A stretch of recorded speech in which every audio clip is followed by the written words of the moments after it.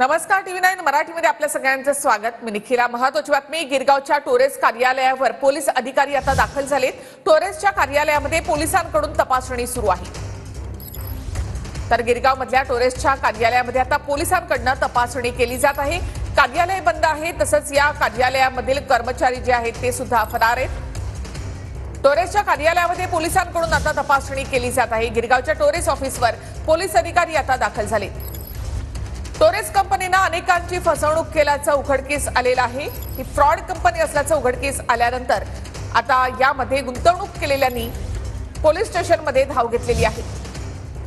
अनेकांचे कोट्यवधी रुपये यामध्ये अडकलेले आहेत। त्यानंतर आता टोरेस कंपनीच्या कार्यालयामध्ये पोलिसांकडून तपासणी केली जाते। पोलीस अधिकारी इथे दाखल झाले असून काही कागदपत्र मिळतात का या संदर्भामध्ये तपासणी केली जात आहे। कम्प्युटर, लॅपटॉप किंवा आणखी काही कागदपत्र या ठिकाणी मिळतात का याकडे आता पोलिसांचं लक्ष असेल। गिरगावच्या टोरेस ऑफिसवर पोलीस अधिकारी दाखल झाले आणि पोलिसांकडून आता तपासणी केली जाते। अनेकांचे कोट्यवधी रुपये यामध्ये अडकलेले आहेत।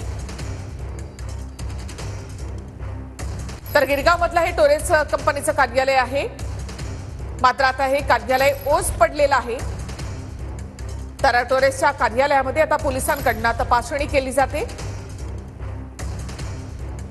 या कार्यालयामध्ये केली जाते आणि आता आपण पाहतोय की आर्थिक गुन्हे शाखेचं पथक हे गिरगावच्या टोरेसच्या कार्यालयामध्ये पोहोचलेलं आहे। आर्थिक गुन्हे शाखेचं पथक त्याचबरोबर स्थानिक पोलिसांचा सुद्धा बंदोबस्त या ठिकाणी आहे आणि मुंबई महानगरपालिकेचे काही कर्मचारी सुद्धा या ठिकाणी पोहोचलेले आहेत। सगळ्या कार्यालयांची छाननी ही केली जाते आहे, कारण दादर मधल्या टोरेस कार्यालयातील जे काही संबंधित कर्मचारी होते ते पैसे घेऊन फरार झाले आणि गुंतवणूकदारांची फसवणूक झाली आणि त्यानंतर टोरेसचा जो मोठा कोट्यवधी रुपयांचा घोटाळा आहे तो उजेडात आला आणि यानंतर प्रत्येक कार्यालय जे आहे त्या सगळ्या कार्यालयाची तपासणी केली जाते। आता आपण पाहतोय की गिरगावचं हे टोरेसचं कार्यालय आहे, इथे EOWचं पथक जे आहे ते पोहोचलेलं आहे। आज सकाळी जे दादर मधलं टोरेसचं कार्यालय आहे तिथे EOWच्या पथकाने छाननी केलेली होती, सगळी तपासणी केलेली होती आणि जी काही ज्वेलरी आतमध्ये आहे ती नेमकी कुठून इम्पोर्ट झाली, कशी एक्सपोर्ट करण्यात आली आणि त्याची किंमत काय आहे, नेमकी त्याची व्हॅल्यू काय आहे, या सगळ्याची पडताळणी प्रत्येक आता कार्यालयात जाऊन केली जाते आहे। स्थानिक पोलिसांचा बंदोबस्त या ठिकाणी पाहायला मिळतो आहे आणि आतमध्ये आर्थिक गुन्हे शाखेचं पथक प्रत्येक कार्यालयाची कसून जी काही छाननी आहे, पडताळणी आहे ती करत आहे। दादरमध्ये टोरेसचे कार्यालय होतं, त्याचबरोबर आता हे गिरगावचं कार्यालय आहे आणि मीरा भाईंदरमध्ये त्याचबरोबर नवी मुंबईमध्ये अशा ज्या काही फ्रँचायझी किंवा ब्रांचेस टोरेसच्या कार्यालयाच्या बनवण्यात आलेल्या होत्या, ओपन करण्यात आलेल्या होत्या आणि त्यानंतर जे काही गुंतवणूकदार जमा करण्यात आलेले होते त्या सगळ्या गुंतवणूकदारांची मोठ्या प्रमाणामध्ये कोट्यवधी रुपयांची फसवणूक करून टोरेस कंपनीचे जे काही संबंधित संचालक आहेत किंवा व्यवस्थापक आहेत किंवा परदेशातून जे काही टोरेसचं हे सगळा कारभार ऑपरेट करत होते ते फरार झालेले आहेत। सध्या 3 जण टोरेस कार्यालयाशी संबंधित अटकेत आहेत।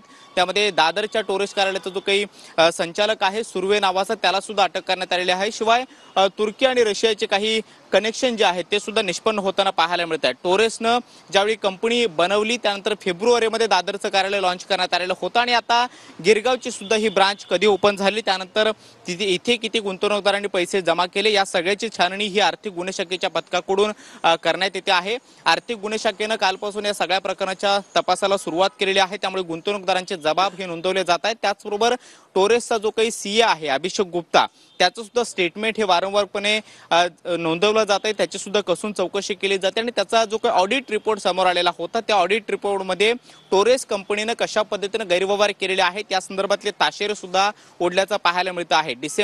26 डिसेंबर 2024 रोजी हा ऑडिट रिपोर्ट समोर आलेला होता आणि त्यानंतर कंपनी पुढच्या 4 ते 5 दिवसामुळे पूर्णपणे शटडाऊन झाली आणि त्यानंतर गुंतवणूकदारांची फसवणूक करून जे काही टोरेस माहितीबद्दल तर गिरगावच्या टोरेस कार्यालयामध्ये आता पोलीस दाखल झालेत आणि इथे आता पोलिसांकडून तपासणी केली जाते।